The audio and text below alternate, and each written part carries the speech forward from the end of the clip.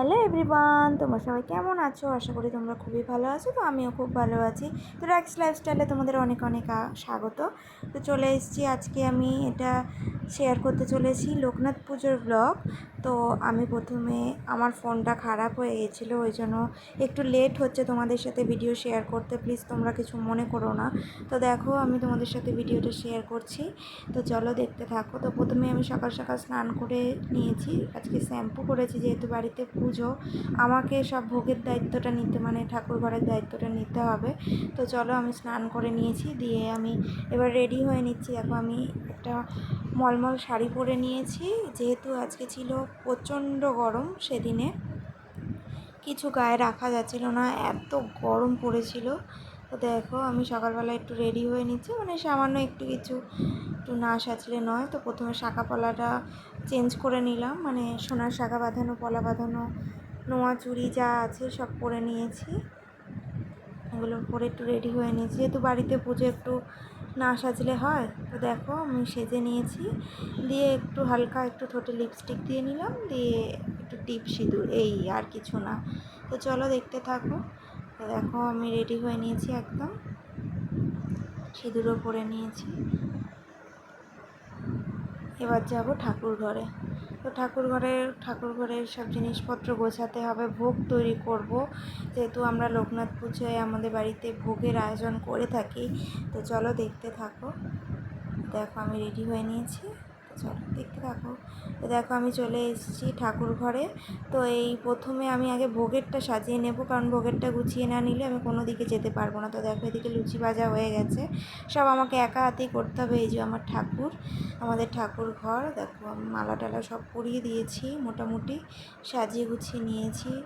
এদিকে ভোগের মধ্যে দিয়েছিলাম পোলাও, কাশ্মীরি আলুর দম, 5 রকমের ভাজা, লুচি, সুজি, পায়েস, মিষ্টি তো আছেই, এইসবই আয়োজন করেছিলাম। দেখো এর মধ্যে ঠাকুরমশাইও চলে এসেছে, ঠাকুরমশাই নিজের মতন গুছিয়ে নিচ্ছে।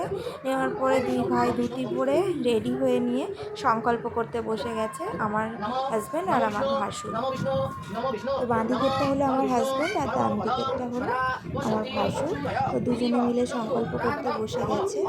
তো আজ আমি কিছুই খাবো না, আজ যেহেতু একাদশী, তো আমি ফল টল খেয়েই থাকবো। ঠাকুরের ভোগেরটা আমি রান্না করেছি ঠিকই, কিন্তু কিছু খাবো না, কারণ আমাদের বাড়িতে মানে আমি আমার হাজব্যান্ড দুজনে একাদশী পালন করি। তো ও আর পারলো না সেদিনে, এত মানে দৌড়ঝাঁপের মধ্যে ও খেয়ে নিতে বাধ্য হয়েছে। তো আমি বললাম যে ঠিক আছে, তোমাকে আর মানতে হবে না, আমিই মানবো। তো আমি আর কিছু সেদিনে খাইনি, ফল টল খেয়েছিলাম। তো দেখো ওদের সংকল্প চলছে। তো তোমরা কে কে একাদশী পালন করো তোমরা অবশ্যই কমেন্ট করে জানিও। রাত্রে রয়েছে বিশাল একটা আয়োজন, কারণ সব বন্ধু বান্ধবীরা আসবে, তারপরে আমরা ভোগ বিতরণ করি, বিশাল লোকে আয়োজন থাকে আমাদের বাড়িতে এই লোকনাথ পুজোয়। তো দেখতে থাকো, এখানে চলছে নারায়ণ, মানে ঠাকুরমশাই ওনাকে গরু নাম দিয়েছে, তো গরুর স্নান চলছে।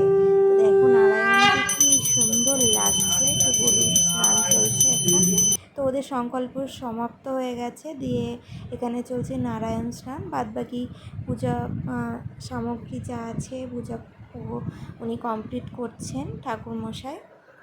আমরা বসেছিলাম পুজোতে, দিয়ে আমি হালকা অল্প একটু ভিডিও করে নিয়েছিলাম, যেহেতু ওনার এটা ওটা দরকার লাগছিলো, আমাকে সব কিছুই এগিয়ে দিতে হচ্ছিলো। পূজা কমপ্লিট হয়ে গেছে, দিয়ে এখন চলছে আরতি।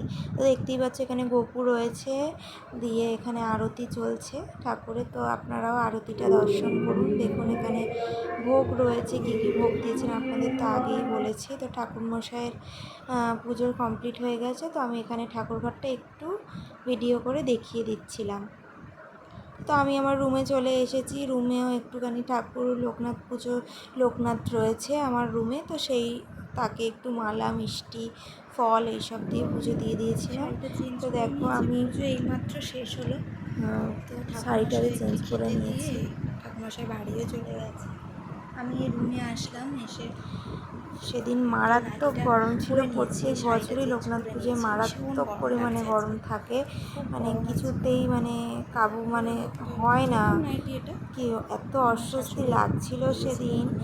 আর সেদিনে না খেয়েছিলাম পুরোপুরি, মানে কিছুই ভালো লাগছিল না।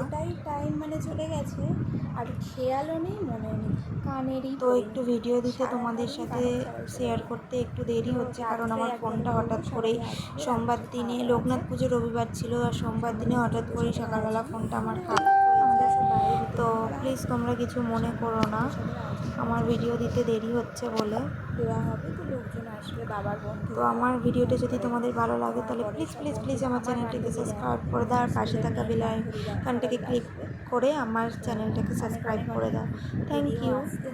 তো প্লিজ আমার চ্যানেলটাকে আমাকে তোমরা সবাই মিলে সাপোর্ট করো, আমাকে অনেক অনেক অনেক ভিডিওতে সাবস্ক্রাইব করো। দেখো এখানে আমাদের গপু সোনা কি সুন্দর সেজে উঠেছে না, আমার সোনা গপু। তো দেখো সন্ধ্যাবেলা হয়ে গেছে, আমিও রেডি হয়ে নিয়েছি। এইভাবেই আমি আজকে রেডি হয়েছি। তো চোখ মুখ একটু কালো কালো লাগছে, কারণ খুবই ক্লান্ত ছিলাম আমি, কিন্তু কিছু করার নেই।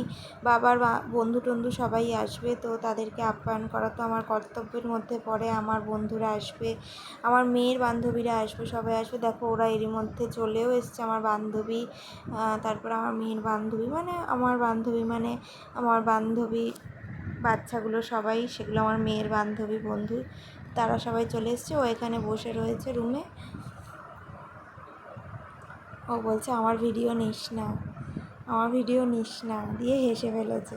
তো তাও আমি লুকিয়ে লুকিয়ে একটু ভিডিও নিয়েছিলাম। এখানে দেখো ওকে সবাই মিলে কি করছে, দুটো পুচকি মিলে। দেখো এখানে আমরা শাশুড়ির ঘরে কিছুক্ষণ বসে তারপর ওদেরকে খাওয়াতে নিয়ে চলে গেছিলাম, কারণ ওরা বাড়ি যাবে, অনেক রাত হয়ে যাচ্ছিলো। তো দেখো আমার ভিডিওটা আমি এখানেই শেষ করছি। যদি আমার ভিডিওতে কোনো ভুল ত্রুটি হয়ে থাকে তাহলে প্লিজ তোমরা ক্ষমা করো, আর এখানে লোকনাথ বাবার দর্শন তোমরা করো। তো থ্যাংক ইউ। তো প্লিজ আমার চ্যানেলটাকে সাবস্ক্রাইব করে দিও, আর পাশে থাকা বেল আইকনটাকে ক্লিক করে আমার চ্যানেলটাকে সাবস্ক্রাইব করো। Thank you.